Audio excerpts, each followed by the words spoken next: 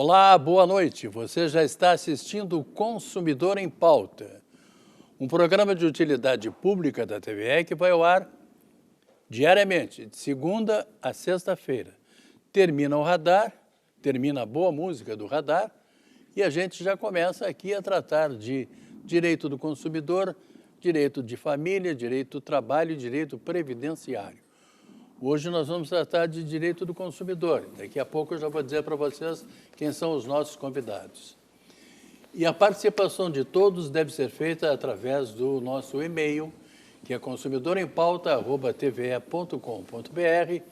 Pode perguntar também através do nosso telefone, que é o 3230 1530, ou então pode mandar um WhatsApp para prefixo 51, né? E o telefone é o 985-946-773. 985-946-773. É para que vocês mandem os WhatsApp de vocês com as perguntas, tá bem? Nem sempre a gente consegue responder todas as perguntas aqui, porque são muitas, mas a gente vai fazendo o possível para responder aquilo que pode. E como os telefones normalmente ficam ocupados enquanto as pessoas estão perguntando, eu recomendo que vocês usem o WhatsApp para que a gente possa melhor atender vocês. Tá bem, então? Conto com a participação de todos, hein? Hoje nós vamos tratar, lembrando antes, que esse programa de hoje será repetido às 7 horas da manhã, amanhã. Hoje nós vamos tratar de direito do consumidor e eu tenho um prazer muito grande de receber aqui o Dr. Santini, como sempre. Boa noite, doutor Santini. Boa noite, Machado Filho. Boa noite a todos. Boa noite, nosso convidado, Cláudio Ferreira. Doutor Santini está todo de gravar. Veio acompanhado da polícia hoje, né? Então, hoje ele está quieto aqui. Bom, mas eu estou fazendo uma fofoquinha aqui. E um prazer muito grande de receber hoje aqui pela primeira vez no programa Dr. Cláudio Ferreira, que é advogado e presidente do CONDECOM. Boa noite, doutor Cláudio, tudo bem? Boa noite, Machado. Boa noite, caro colega Santini. É uma satisfação para nós estar no teu programa hoje. O CONDECOM, para quem não sabe, é o Conselho Municipal de Defesa do Consumidor. Ele foi idealizado para atuar na formulação de estratégia no controle de política municipal de proteção e defesa dos direitos do comprador. Então, o doutor Cláudio, ele preside esse conselho, que reúne vários representantes, é composto por vários representantes, entre eles a OAB, de Lojas, PROCON de Porto Alegre, CRECI, Procuradoria-Geral do Estado. Falei só por cima, assim, doutor, mas são 18, se não me engano, né? 18 entidades, público e privadas, né? Que fazem esse trabalho todo aí. Isso. Só para esclarecer a ti os ouvintes, o Conselho Municipal de Defesa do Consumidor é o órgão central da defesa do consumidor no município de Porto Alegre. E mais uma satisfação de estar aqui ainda, porque o doutor Santini foi um dos precursores, um dos idealizadores do PROCON de Porto Alegre e, por consequência, também do Conselho Municipal. Então, é uma satisfação. Eu quero agradecer ao doutor Cláudio, ele me trouxe aqui um código de proteção e defesa do consumidor. É esse código aqui que eu estou mostrando para vocês.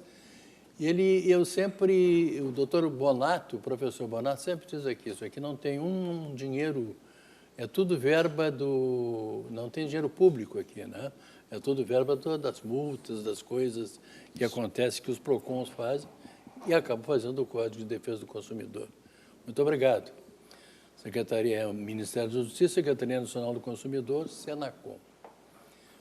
Vai ficar aqui comigo, o doutor Bonato tem sempre, o professor Bonato vem sempre com um código na mão, eu vou deixar o meu aqui também.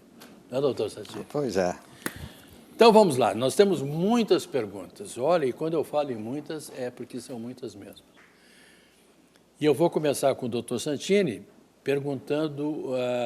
fazendo a pergunta que vem lá da dona Wanda Santana. Não diz de onde é, mas é a dona Wanda Santana. Ela tem 82 anos e faz quase 19 anos que ela tem uma causa na Defensoria Pública. 2 advogados ficaram com R$12.000 do inventário dos meus pais. Luto até hoje e tenho medo que prescreva. E daí, doutor Santini?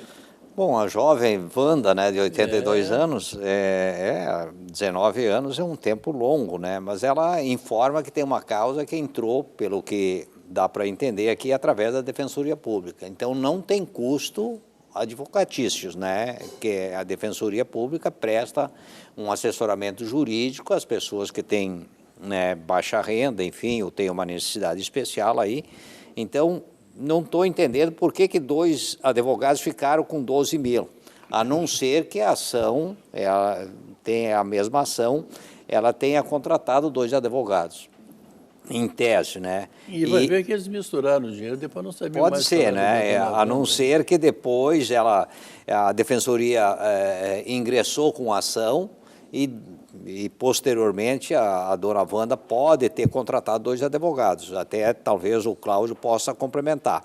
Mas, em tese, ela tem que acompanhar, se tem 2 advogados através do advogado, ela também tem acesso, ela é a parte interessada do processo, e verificar, porque isso pode prescrever né, não sei, mas pode se perder algum prazo, sim, né, porque quando delibera favoravelmente ao demandante da ação, vai ter uma emissão de alvará, e aí tem todo um acompanhamento, e tem que acompanhar, porque caso contrário, se não se apresentar, se perde os valores, isso está correto. Então, dona Wanda, toma cuidado com isso e verifica se é devido, né, os advogados estão participando ou não, a gente não dá para identificar na pergunta, mas, em tese, ela tem que procurar a Defensoria, já que a Defensoria está junto, e a Defensoria vai se posicionando.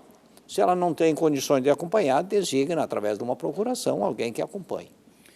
Exatamente isso, doutor? Exatamente. É importante, primeiro, a gente definir, né? Ela definir melhor se ela está assessorada pela Defensoria Pública do Estado do Rio Grande do Sul, e aí não há nenhum custo, seja de honorários advocatícios, seja de custas processuais, ou se, eventualmente, ela, como bem disse o doutor Santini, nesse percurso ela contratou um outro advogado.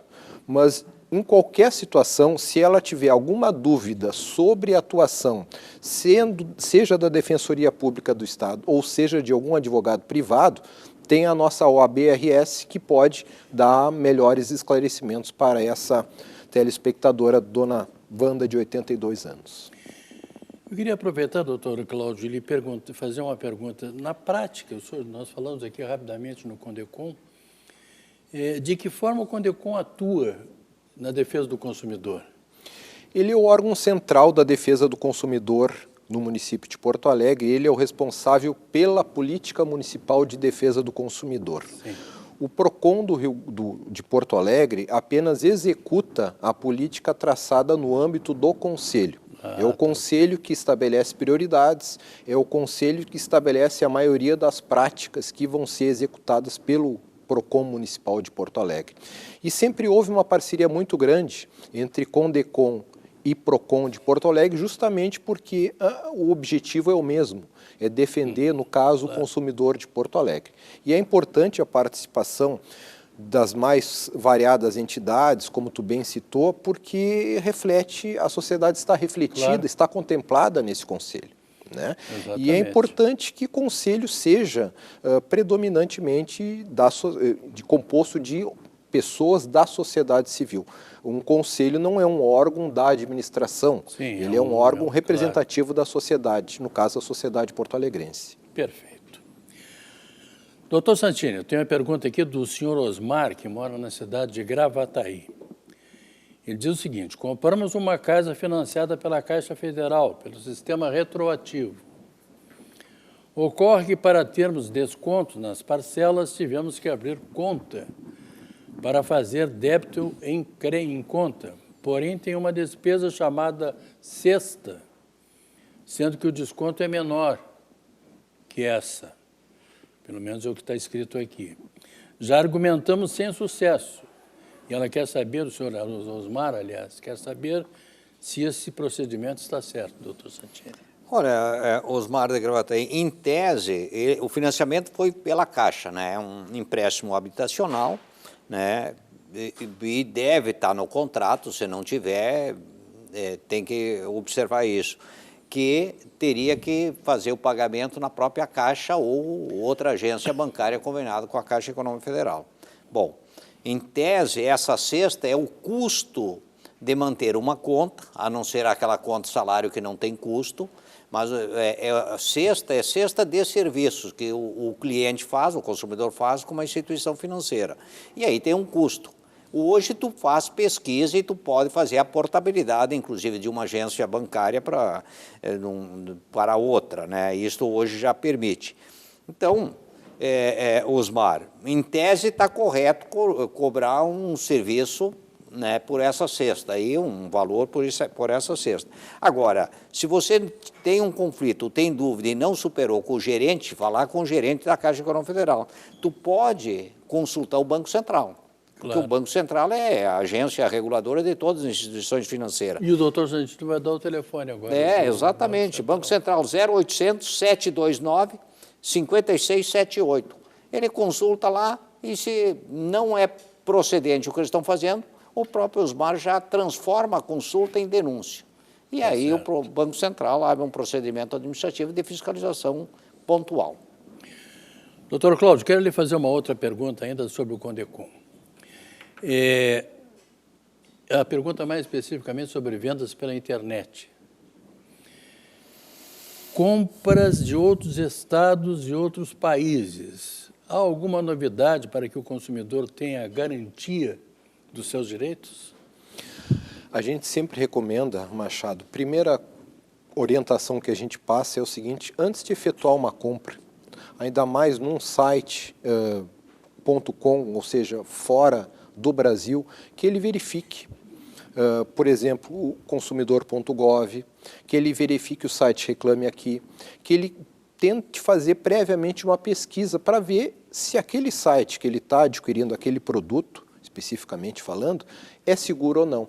Certo. Porque muitas das vezes, depois de feito a compra, há uma frustração, né? E a gente não pode deixar de pontuar também que todo aquele consumidor que adquirir qualquer produto ou serviço fora do estabelecimento comercial, seja por internet, seja por telemarketing, ele tem o direito de arrependimento no prazo de 7 dias a contar do recebimento daquele produto. Uhum. Então, assim, antes de ele adquirir, é importante que ele verifique melhor aquele site, se ele é um site efetivamente seguro, se aquele site vai dar um suporte para ele em caso a compra não seja realizada a contento e o produto eventualmente não seja aquele que o consumidor esperava.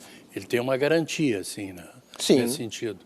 Ele fica garantido de que, bom, estou comprando uma agente séria. Exato. É importante fazer porque nem todos são sérios, né?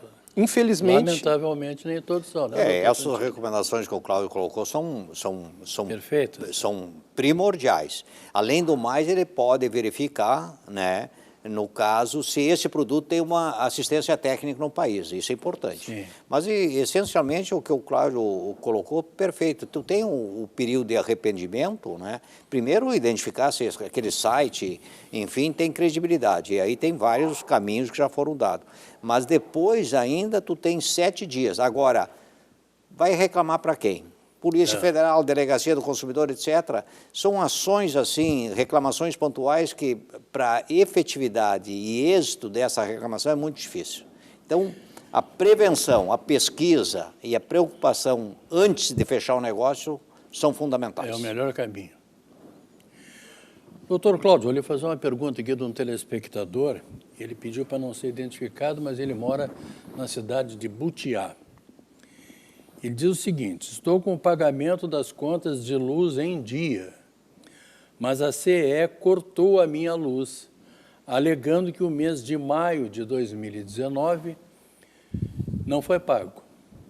Aí ele explica que pagou pelo aplicativo do banco que não debitou lá para a CE.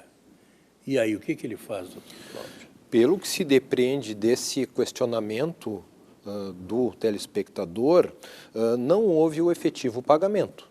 Tanto que ele refere que foi pago pelo aplicativo do banco e não foi efetivado o débito. Ou seja, ao que consta, ao que ele narra aqui para nós, aquela conta do mês de maio de 2019 permanece em aberto, o que enseja o corte. Obviamente, o consumidor deve ser previamente informado do corte, né, porque se trata a energia elétrica de um produto essencial. Então, assim, imediatamente a gente sugere que ele entre em contato com o banco e verifique se foi ou não debitado. Se efetivamente não foi lançado aquele débito, o pagamento daquela conta na sua conta corrente, que ele efetue o pagamento e peça o religamento da energia elétrica, se é que não foi restabelecido já o serviço. Doutor Santini, agora nós entramos aqui nas perguntas que, vamos lá, né? Claro. A dona Tânia mora na cidade de Canoas. Ela diz o seguinte: minha filha e meu genro compraram uma casa e deram R$150 mil de entrada. O restante pagaram em promissória de uma terceira pessoa que devia para eles. Os antigos donos aceitaram as promissórias, mas a pessoa que devia para o meu genro, diz a dona Tânia, não pagou. Aí ela quer saber o seguinte: quem é que tem que cobrar dessa pessoa que não pagou? A ex-dona da casa ou o genro dela? Olha, Tânia, primeiro, claro, deve ter havido um contrato nessa transferência, né, de venda dessa casa. Foi dada uma entrada, a Tânia recebeu um valor X, e o resto foi dado uma promissória de terceiro. Bom, o cara que tem o crédito aceitou as promissórias, né? Mas em qualquer... só que o titular que deveria pagar essas promissórias não está pagando para o credor que adquiriu no negócio as promissórias.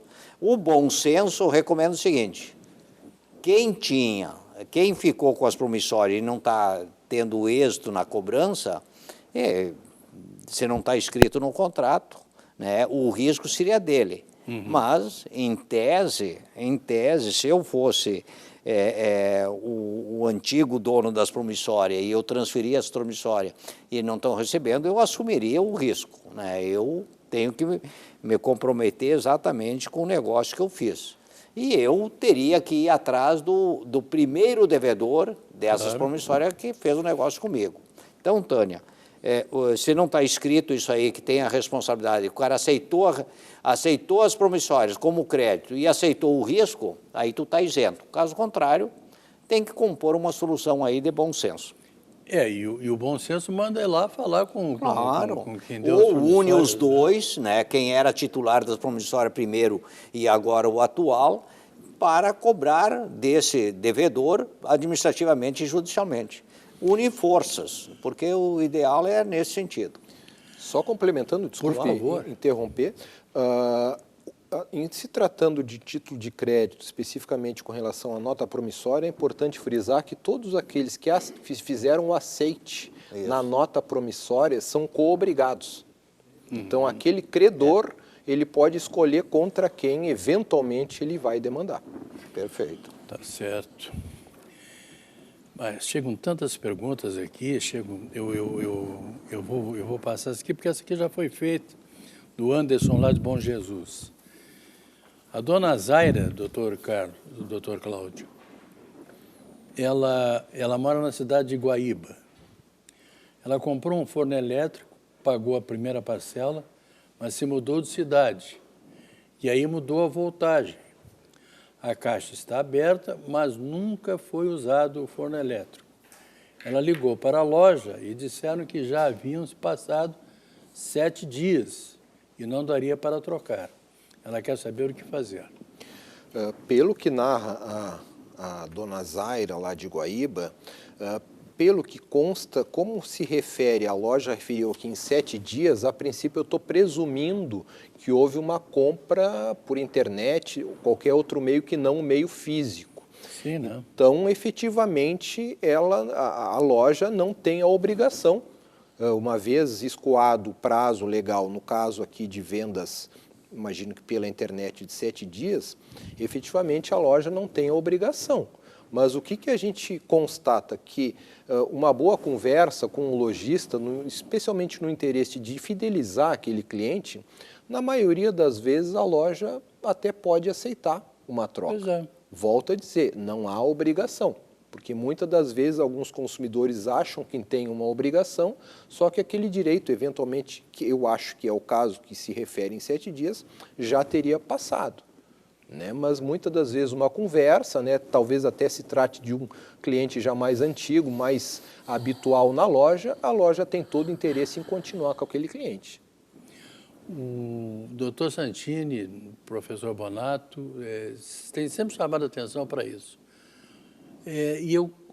Como se diz lá em São Gabriel também, né? Eu falo aqui, uma boa conversa, ninguém está livre. Né? Vai lá, acerta, porque o lojista jamais vai sair perdendo. Não, ainda mais com a escassez hoje de clientes fidelizados, né? E o caso aqui, talvez a Zaira fala diretamente com o proprietário ou o gerente. Claro. Porque aí o bom senso deve prevalecer. O fornecedor, nesse caso aí, não tem nenhuma responsabilidade legal, não tem compromisso. Porque ocorreu, mas é uma situação que vai resolver o problema da Zaira e vai deixar felizes os dois. Né? A Zaira provavelmente em outro momento, ou voltando para o lugar que ela está saindo de Guaíba, ela vai voltar a comprar. Claro. E o dono da loja também não vai perder, claro, vai ficar feliz, não tem problema nenhum. Que vai dar um jeito, né? Com certeza. Doutor Santini, eu tenho uma pergunta aqui que chegou para o telefone, é o Paulo Melo, que mora na cidade de Alvorada. Ele disse que vendeu um carro por R$4.000. A pessoa pagou só a metade do combinado. Passaram-se 6 meses e peguei o carro de volta e pus para vender por R$3.000. A pessoa quer que eu dê a metade do valor para ela, ou seja, quer me vender o carro que não pagou. E ele disse que não fez contrato e quer saber o que ele faz agora. Bom, Paulo, primeiro, se tu vendeu para uma pessoa física, não é relação de consumo. Relação de consumo é uma relação entre desiguais. Não tem contrato. Então, foi apalavrado, como diz o gaúcho, foi acertado no fio do bigode, né, se for 2 homens, né, e ele pagou apenas 50%. Não tem que aceitar, Paulo. Ele está lhe devendo 50%. O cara e aí faz uma proposta indecorosa. Bom, se tu tem testemunho, tu tem uma promissória, etc., pode cobrar isso administrativamente ou judicialmente. E não tendo nada escrito, tu pode levar para juizado especial. É um conflito, claro, entre uma relação de 2 pessoas e de um negócio que poderá, né, ter um consenso acordado pelo juiz titular, né, togado, que a gente diz, e é um valor que está dentro das causas especiais. Então, é a única forma. Agora, aceitar uma proposta que o cara vai vender por 3 e não vai pagar nem a dívida do Paulo, não, eu não faria. Se o senhor quiser fazer um negócio desse comigo, eu topo. Não tem problema nenhum. Exatamente. Perguntar para o Paulo se ele não tem um outro carro, a gente faz um negócio com ele. Eu não quero lhe deixar no prejuízo, mas eu faço um negócio assim. Não tem problema comigo, não tem problema. Não, Paulo, e aí, Paulo, a gente não encontra culpado. A gente aprende com alguns atos que a gente falha. Só falha quem faz. Então, Paulo, próximo negócio, sempre eu digo, faça algo escrito. Nem que seja um papel lá, vale isso aí como uma forma um pacto da relação de negócio feito entre as partes. Não tem outra forma. Doutor Cláudio, eu vou lhe fazer uma pergunta aqui que chegou da Jussiane, que mora na Grande Porto Alegre. Eu não sei se isso aqui é uma relação de consumo, mas eu vou lhe fazer. Alugo uma peça comercial há 8 anos em uma avenida movimentada. Outra pessoa aluga outra peça há 2 anos e fez uma proposta de pagar o dobro do valor para a dona. Acho que ela se propôs a pagar o dobro do valor pela peça que a dona Jussiane aluga, né? Provavelmente. E a dona da loja aceitou. Ela disse que está em dia com aluguel e com IPTU, e ela quer saber se ela tem algum direito. Para analisar melhor essa questão, é importante que a gente analise o contrato, né? Porque aqui se está, pelo que está sendo narrado, há uma locação comercial, né? Ou seja, tem todo um regramento diferente. O que a telespectadora Jussiane deve atentar, primeiro, ver o contrato, em segundo, se aquele contrato está válido ainda. Porque normalmente o contrato pode ser por 2 anos, 1 ano, 3 anos, Ela quer dizer, está lá 8 anos.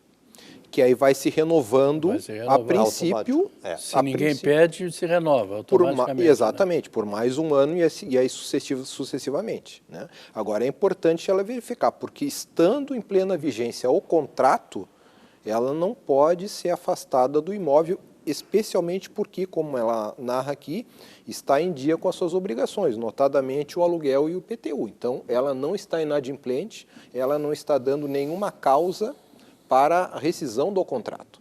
Se o proprietário quiser, ele tem que aguardar o término do contrato, notificar previamente, conforme está expresso no contrato, e aí sim ela é obrigada a desocupar o imóvel. Aí ela desocupa e a proprietária faz o que bem entende com o imóvel. Exato. Aluga por quanto quiser. Né? Perfeito. Doutor Santini, vamos lá então. A dona Joyce mora na cidade de Alvorada. Comprei em dezembro um micro-ondas e uma chapinha.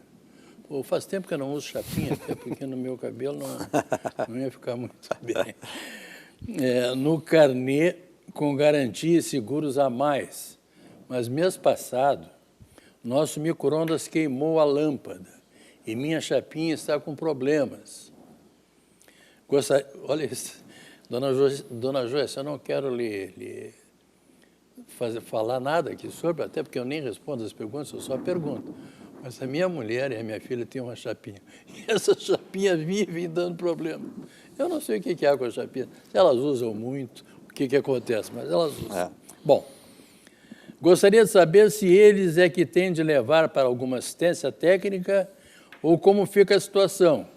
Ela está pagando esses seguros, ela diz aqui. A Joyce, na realidade, ela fala seguro, mas eu acho que é uma garantia estendida. A garantia estendida. Então, ela tem garantia nos 2 produtos duráveis. Tem garantia. Então, é o seguinte, apareceu o problema, ela tem que ver com o fornecedor, com o estabelecimento comercial, ou lá no termo de garantia, quem o fornece assistência técnica. Se é Alvorada, próximo a Alvorada, etc. Pega o endereço, né? Pega a garantia, leva lá, deixa lá. Essa assistência técnica tem que superar os problemas, ou os problemas, até 30 dias. Seja numa vez, ou 2, ou 3. Aí é o seguinte, como é a primeira vez que deu problema, ela vai aguardar, vai fazer orçamento, não vai pagar nada. Quem paga é o próprio a garantia. Então é o seguinte... Se passar, aí, Joyce, se passar 30 dias numa vez de assistência técnica, ou 2 ou 3, etc., aí sim você pode desistir do negócio, não querer mais os produtos e pedir aquelas 3 alternativas que o Código de Defesa do Consumidor estabelece. A mais preferida é solicitar a devolução do dinheiro atualizado do valor pago desse produto, ou ficar com crédito e comprar outra mercadoria que atende sua expectativa. Doutor Cláudio, como nós temos muito pouco tempo, eu vou lhe perguntar, vou lhe fazer uma pergunta genérica aqui, sobre o Condecom. O Condecom atua, se as pessoas precisarem procurar o Condecom, tem que procurar uma dessas empresas que o senhor falou aqui, ou o Procon, ou alguma coisa, ou pode procurar direto o Condecom?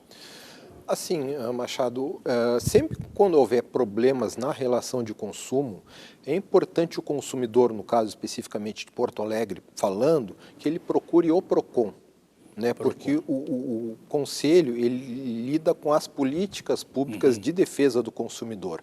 O atendimento direto ao consumidor é prestado pelo Procon de Porto Alegre, e assim na maioria dos municípios, Novo Hamburgo, Canoas, tem o seu Conselho Municipal de Defesa do Consumidor e também tem o Procon. O Procon é a parte mais executiva, então sempre quando houver um problema, né, de consumo oriundo de uma relação de consumo, ele deve preferencialmente procurar ou os Procons, ou também, uma outra alternativa, também são as entidades civis de defesa do consumidor.